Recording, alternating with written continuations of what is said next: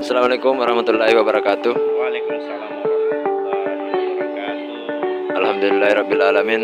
Kembali lagi di Tudam Podcast Style Furkan Makassar, sebuah podcast yang membahas tentang perkembangan seputar style Furkan Makassar dan progresif dialektis mahasiswa Islam.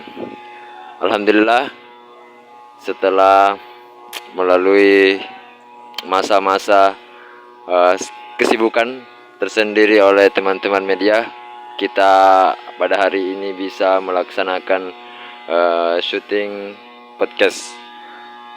Tampaknya ini pemirsa sudah rindu sebenarnya, kapan lagi ada podcastnya. Ya, karena sudah 3 hari ini atau 2 hari tidak ada tayangan di channel YouTube Style Furkan Makassar Official. Begitulah mungkin karena kadang rindu juga harus dijedakan, agar rindu itu semakin kita tahu bahwa akan semakin merekatkan. Kenapa rindu? Karena cinta. Karena sudah 3 hari, 3 hari tidak ada podcast kan. Sebenarnya setiap hari kami terus mencari narasumber keren dan kompatibel di bidangnya masing-masing. Namun karena kesibukan teman-teman media akhir-akhir ini, apalagi ada lagi film yang akan digarap, dan pada narasumber kali ini kita kedatangan narasumber spesial, bahkan super spesial, Ketua Program Studi Bimbingan Penyuluhan Islam atau Dakwah, Al Ustadz Baharuddin Wahid SSI MA, seorang dosen dan ketua prodi karismatik di Style Furkan Makassar yang selalu memberikan wejangan kepada mahasiswanya untuk selalu bergerak dan menerap dan tidak menghilangkan ciri dari mahasiswa Style Furkan. Kapabilitas beliau di luar sudah tidak bisa dipungkiri bahwa beliau sangat dikagumi, dia sekaligus disegani, utamanya di bidang dakwah dan penerapan kajian-kajian Islam. Dan pada tema kali ini yang akan kita bahas yaitu bagaimana prodi dakwah dalam mempersiapkan kader dakwah Islam di era digital, Ustaz. Ya. Kepada Al Ustadz kami persilahkan. Ya. Alhamdulillah, pemirsa dimanapun berada. Assalamualaikum warahmatullahi wabarakatuh. Terima kasih Nanda telah ada waktu untuk kita berbicara mengenai perkembangan dunia dakwah khususnya di Style Furkan. Ini Style Furkan sebenarnya sudah lama dan sudah ada lembaga dakwanya. Iya, sudah ada. Iya. Dan ini kami istilahnya generasi kesekiannya yang dipercayakan untuk memotori ini dakwah khususnya di Style Furkan. Yang pastinya ini perkembangan dakwah ini sangat luar biasa. Ya, sebab terutama kalau hari Jumat itu kan mesti ada ceramah dakwah, khatib. Iya. Dan itu sudah alhamdulillah anak-anak dari Style Furkan ini bukan saja di jurusan dakwah sebenarnya, tetapi menyeluruh itu sudah hampir terpakai, terpakai. Dia bisa jadi khatib sekaligus jadi imam. Itu baru semester awal, semester 2, semester 3 udah. Kemarin ini ya alhamdulillah khusus di jurusan dakwah itu ada, saya lihat juga baca-baca itu sudah medianya ada 6 orang kan. Nah, itu tidak boleh dipungkiri, itu sudah sudah dibaca juga di luar sana, berhasil. Di Al Furkan Info. Iya, ada. Itu menandakan bahwa betul-betul bukan sekedar kita promosikan di sini, tidak, memang sudah dari dulu terpakai kok. Sudah siap pakai memang. Kenapa begitu? Karena ya ada gambling khususnya itu, ada pelatihan khususnya. Malam Jumat itu saya ada di sini kurang lebih 1 jam untuk melatih mereka yang siap untuk terjun ke masyarakat. Baik itu imamnya, baik itu khatibnya, bagaimana tata caranya, pokoknya pelatihan dakwah ada. Nah itu rahasia sedikit, bukan tak apa-apa kan? Nah itu. Jadi kalau kita mau bilang siapa yang kondang di Makassar ini, produknya di Style Furkan. Iya, siapa yang kondang di Makassar ini yang jadwalnya hampir 7 kali, 8 kali tampil dalam 1 hari itu produknya di sini. Ya, itu. Ya, artinya ya itu sudah bukan lagi kita mau bilang jangan-jangan ini karena diwawancarai atau semacam ada tayangan videonya segala macam. Tidak, nyatanya memang begitu, nak. Ya, nyatanya memang begitu. Alhamdulillah. Jadi ini kita memang punya visi dan misi itu, ya. Cita-cita kita ini mau menjadikan jurusan dakwah ini sebagai alumni yang unggul, dan ada target tahun 2030 insya Allah itu berdasarkan tahfizul Al-Quran itu dai-dai yang lahir di sini itu menjadi unggul dan punya kompetensi khusus di bidang dakwah. Itu memang ada targetnya itu. Ya, jadi harapan kita, dan perlu saya kasih tahu bahwa nanti ini saya sebagai yang dipercayakan Kaprodi dakwah, saya masih belum bisa memberikan sepenuhnya ijazahnya sebelum dia bisa khatib Jumat. Itu suatu penegasan memang. Penegasan memang. Kenapa? Karena ya kalau dia bisa khatib artinya ya bagaimana lah kalau selesai melaksanakan tugas tentu ada ya. Kan agak ganjil jadi kalau dari prodi dakwah tapi tidak bisa. Tidak bisa dakwah itu yang bikin saya tidak terima. Karena memang risikonya harus lebih bisa dakwah. Anda memilih ini berarti siap untuk terjun ke masyarakat sebagai dai. Iya kan? Nah, itu. Jadi jangan juga merasa takut ya bahwa nanti kita tidak bisa ambil ijazah ini kalau tidak bisa ke khatib Jumat. Karena memang kalau bisa anak-anak itu khatib Jumat atau mahasiswa khatib Jumat, lebih-lebih lagi kalau ceramah biasa. Kalau ceramah Ramadan kaciliji, tak sia kaciliji. Nah, bisa harus siap. Karena ya itulah. Itu kira-kira begitu. Tapi yang perlu juga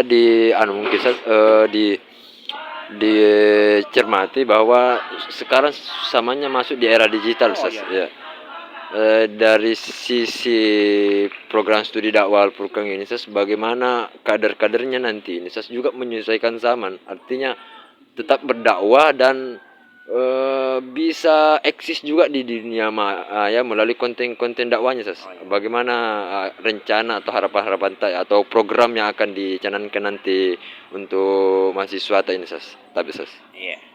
Nah, menghadapi era globalisasi dan dunia digital ini perlu memang kita berbenah. Salah satu caranya bahwa untuk mengevaluasi dakwamu apa baik atau tidak, direkam. Direkam. Saya harus wajibkan anak-anak yang sudah bisa khatib Jumat atau ceramah apapun itu rekam.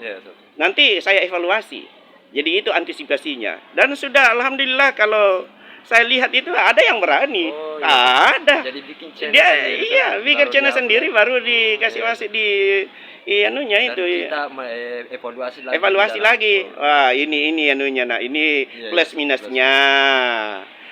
Karena kalau kita melihat yang sempurna, tidak ada yang sempurna. Tapi jangan dipungkiri juga bahwa di sisi positifnya itu ada. Iya. Lagian saya lihat di masjid-masjid itu karena sudah marak ini, di Pangkep itu ada live streaming dan di mana-mana ada juga sebagian masjid begitu.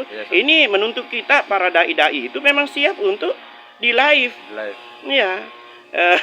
Jadi pokoknya kita ikuti perkembangan zaman. Apapun permainannya orang ini sudah siap kok. Dari dulu itu kita sudah siapkan diri. Ya, masing-masing punya channel. Ya.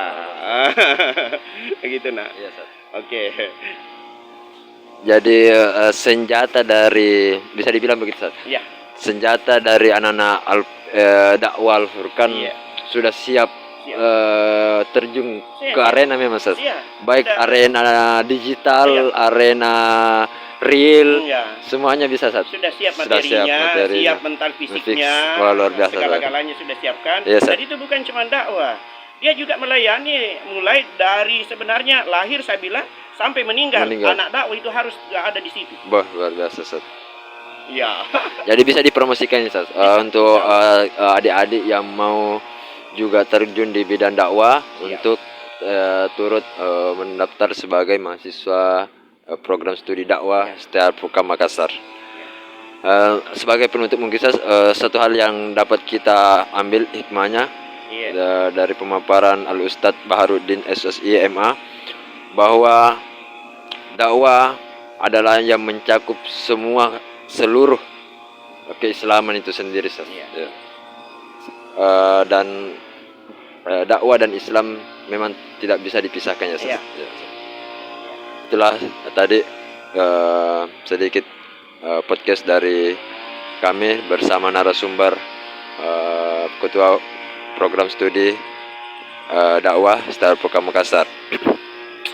Terima kasih kepada Al-Ustadz, terima kasih kepada menonton atas kesediaannya. Jangan lupa like, komen, dan subscribe. Dan satu lagi Ustaz, kebetulan ke Ustaz Bahar ini juga punya channel ya Ustaz. Iya. Nama channelnya Pakintake.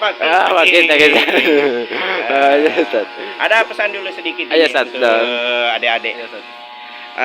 Prinsipnya gini, ada sebelum kita akhiri ya, para pencinta brokers bidang podcast STI Al-Furqan. itu harus ada moto cinta. Ini pepatahnya ini indah.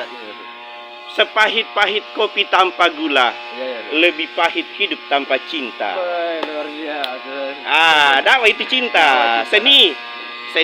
Kita harus cinta dakwah karena Rasulullah Sallallahu Alaihi Wasallam itu memang identik dengan nilai-nilai dakwah. Mudah-mudahan prinsip-prinsip yang ada dalam Al-Quran ya kita bisa jadikan pedoman hidup kita ya, dengan firman Allah ya, ud'u ila sabili rabbika bil hikmah wal mau'izatil hasanah wajadilhum billati hiya ahsan. Seperti itu barangkali. Terima kasih Nanda telah meluangkan waktu, dan kepada anak-anak yang mau memang punya talenta dan kemampuan untuk berdakwah, kenapa tidak? Janganlah kita merasa diri mau memaksakan diri menjadi tentara, polisi atau teknik atau bidang teknik. Ternyata bidangmu ada di dakwah atau menjadi ustaz. Jadilah ustaz yang baik. Ya, karena apa? Ya, kita kan punya basic, dan salah satu kompetensi yang dimiliki oleh STI Al-Furqan adalah di bidang dakwah. Keahlian berdakwah. Terima kasih Nak. Saya juga ini salut. Mudah-mudahan channelnya berhasil. Amin Ustaz. Untuk melihat bagaimana perkembangan dakwah juga beliau bisa diikuti terus channel Pakintake Ustaz. Pakintake. Di situ juga ada materi-materi perkuliahan berbagai macam. Ada nyanyi-nyanyi, tentu lagu-lagu Islami juga. Luar biasa Ustaz.